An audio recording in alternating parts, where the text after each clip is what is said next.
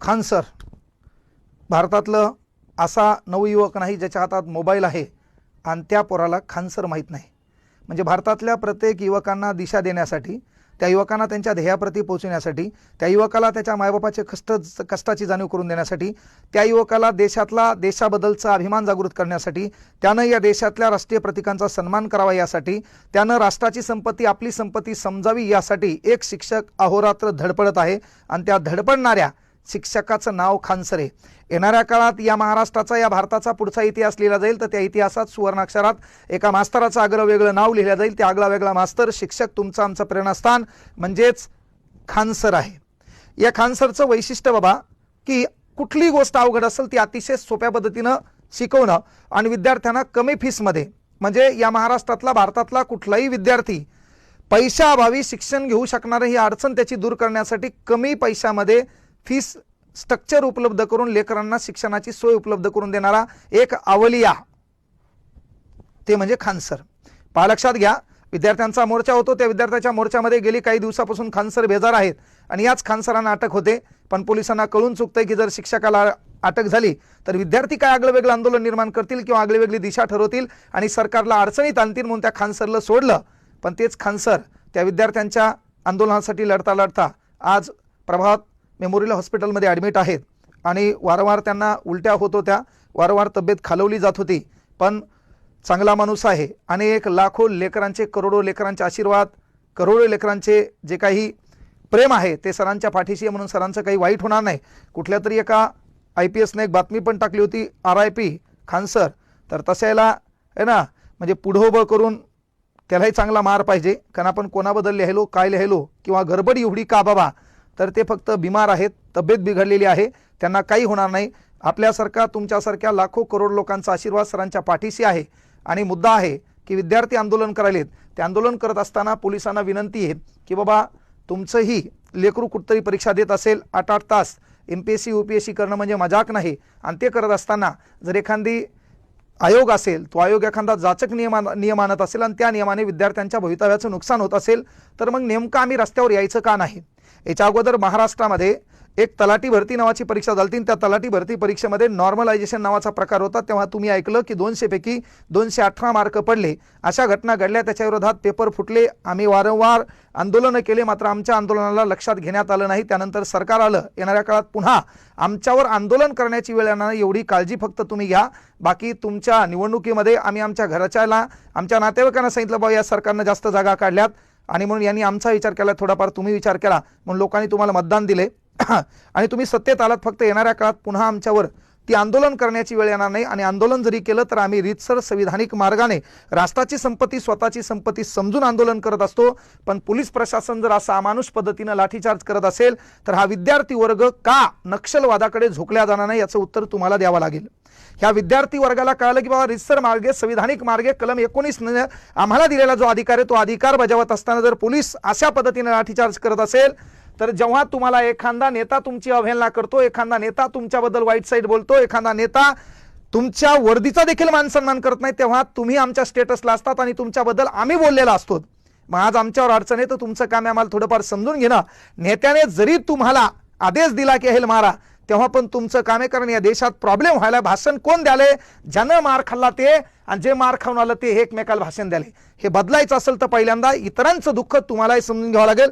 मायबाप सरकारला विनंती आहे, खान सरला अटक होण्याचं कारण 4,80,000 पोरं त्या मोर्चामध्ये सहभागी होते, नेमकं लाठीचार्ज होण्याचं कारण काय, तर जे लोक नेमकं खान सरला फॉलो करतात त्यांनी लक्षात घ्या, खान सर लेकरांच्या कल्याणासाठी त्या आंदोलनामध्ये सहभागी झाले। ते आंदोलन होतं BPSC म्हणजे बिहार पब्लिक सर्व्हिस कमिशन। जशी आपल्या महाराष्ट्रामध्ये महाराष्ट्र पब्लिक सर्व्हिस कमिशन नावाची परीक्षा आहे तशी तिथं एक परीक्षा आहे। त्या परीक्षेमध्ये नॉर्मलायझेशन म्हणजे काय होतंय बाबा की 1000 पोरग परीक्षेला बसला असेल आणि त्या 1000 पदाच्या परीक्षेमध्ये महत्त्वाची गोष्ट काय घडत असती की 1000 पदांच्या परीक्षेमध्ये 1000 पोरग परीक्षेला बसल्यावर एकदा त्यांची परीक्षा घेता येत नाही, म्हणून आपण काय करतो ऑनलाईन पद्धतीनं त्यांची परीक्षा शिफ्ट वाईज घेतो। आता आपण शिफ्ट ठरवल्या 200 पोरांची एक शिफ्ट, कळलं। आता उदाहरणार्थ 200 पोरांची दुसरी शिफ्ट, मग होतं काय यांच्या सरासरी मार्क पाहिल्या जातात की या शिफ्टमध्ये पोरांना सरासरी मार्क आहेत 110 आणि या सरासरी पोरांना मार्क आहेत 130. मग होतंय काय बाबा की या दोघांची सरासरी काढली तर काय होईल रे, 110 अधिक 130, 240 भागिले 2, 120. मग ते काय करतात की या पहिल्या शिफ्टमध्ये ज्या पोरांना 10 मार्क कमी पडलेत त्यांचे 10 मार्क वाढवा, आणि या शिफ्टमध्ये ज्या पोरांना 10 मार्क जास्त पडलेत त्यांचे 10 मार्क कमी करा. आता मला सांगा, ए नावाचं पोरग, बी नावाचं पोरग, सी नावाचं पोरग, डी नावाचं पोरग या चौघांना तलाठी होऊ द्यायचा असेल तर तुमचं काम या चौघांसाठी पेपर सारखाच पाहिजे का नाही? तर मग एक काम करा ना, विधानसभेच्या आमदाराला आमदार होण्यासाठी त्याच्या विधानसभा मतदारसंघातल्या लोकांचं मतदान घ्या, आणि ज्याला विधान परिषदेचा आमदार व्हायचंय त्याला नागालँडच्या लोकांचं मतदान करायला लावा. नाहीतर त्याला काय करा, है ना, तिकडे बिहारचं मतदान घ्या, नाहीतर त्याला काय करा, दक्षिण आफ्रिकेच्या लोकांचं मतदान घ्या. मग इथं चौघायला तलाठी होताना जर पेपर एकच घेतला तर त्यांच्या सर्वाधिक गुणानुसार त्याची नेमणूक करायला पाहिजे का नाही? ह्याला 4 पेपर घेतल्यामुळं समजा याला काय होईल, याचा सरासरी प्रकरण सोपं आहे, याला सरासरीचेच प्रश्न आले, याचा रिझल्ट येईल ना. आणि याला सरासरी वीक आहे, हा हुशार आहे, पण त्याच्यातले 4-5 प्रश्न याचे चुकलेत, हा जाईल का नाही? मग नॉर्मलायझेशन यामुळे पोराचं नुकसान होईल, मरल का नाही? आणि हेच नॉर्मलायझेशन रुकावं, विद्यार्थ्यावर अन्याय काय व्हावा, दूर व्हावा. एकाच शिफ्टमध्ये एकच पेपर लावा, एकाच शिफ्टमध्ये एकच पेपर घ्यावा. यासाठी खान सर लेकराच्या बाजूने एक देवदूत म्हणून उभा आहे. आणि येणाऱ्या काळातही सांगायलो, त्यांच्याच मार्गावर चालण्याचं काम महाराष्ट्रातल्या शिक्षकाने करावं, आणि ते करत पण आहेत. पण येणाऱ्या काळात विद्यार्थ्यावर अन्याय झाला आणि विद्यार्थ्याची बाजू जर एखादा शिक्षक घेत असेल तर मायबापांना विनंती आहे, पालकांना विनंती आहे, तुम्ही पण त्या आंदोलनामध्ये सहभागी होणं काळाची गरज आहे. आणि मला तरी वाटतं येणारा काळ आपला आंदोलनात जाणार आहे. मला तरी वाटतंय फक्त मायबाप सरकारला विनंती आहे, तुम्ही भरघोस मताने सत्तेत आलात, कसे काय याचे उत्तर द्यायला मी काय कुठल्या पक्षाचा आहे ना प्रवक्ता नाही, विश्लेषक नाही. त्यामुळं माझं काम शिकवणं, लेकरांना घडवणं, लेकरांना तिथपर्यंत नेणं आहे.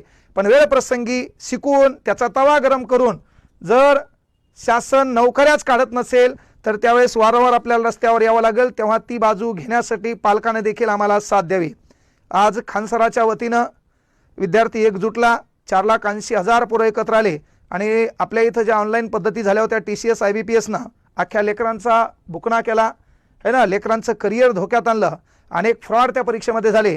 आम्ही वारंवार निवेदनं दिले, मोर्चे काढले, पण त्याचं कुठलंही फलित विद्यार्थ्यांच्या नशिबामध्ये पडलं नाही.